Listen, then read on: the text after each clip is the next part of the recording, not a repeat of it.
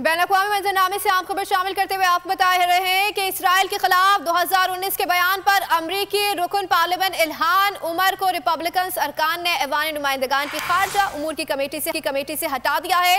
Ilhan Omar Congress की वाहिद अफ्रीकी निजात रुकन है। ऐवान की वाहिद मुस्लिम खवातीन में से एक है। वो खारजा उमूर के पैनल की अफ्रीकी ज़ेली कमेटी की सरबराह थी।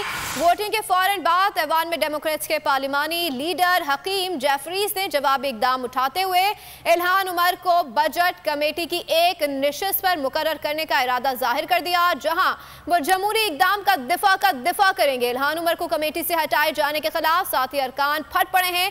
इल्हान उमर ने भी ऐवान से खिताब में कहा कि अफसोस है कि आज हमें अमेरिका से मोहब्बत का सबूत दिए जाने का कहा जा रहा है।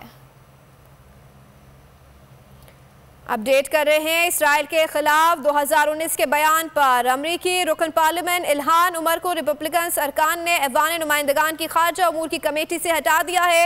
इल्हान उमर कांग्रेस की वाहिद अफ्रीकी निजात रुकन है और ऐवान की वाहिद मुस्लिम खवातीन में से एक है। वो खारजा उमूर के पैनल की अफ्रीकी ज़ेली कमेटी की सरबराह थी। वोटिंग के फौरन बाद ऐवान में डेमोक्रेट्स के पार्लिमानी लीडर हकीम जेफरीज ने जवाबी इकदाम उठाते हुए इल्हान उमर को बजट कमेटी की एक निशिस्त पर मुकर्रर करने का इरादा जाहिर कर दिया, जहां वो जमहूरी इक़्तिदार का दिफा करेंगे। इल्हान उमर को कमेटी से हटाए जाने के खिलाफ साथी अरकान फट पड़े। इल्हान उमर ने भी ऐवान से खिताब में कहा कि अफसोस है कि आज हमें अमेरिका से मोहब्बत का सबूत दिए जाने का कहा जा रहा है।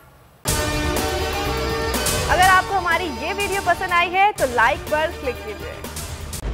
खूने नाहक बहुत पी चुकी ये जमीन, अब कोई दिन में ये खून उगलने को है।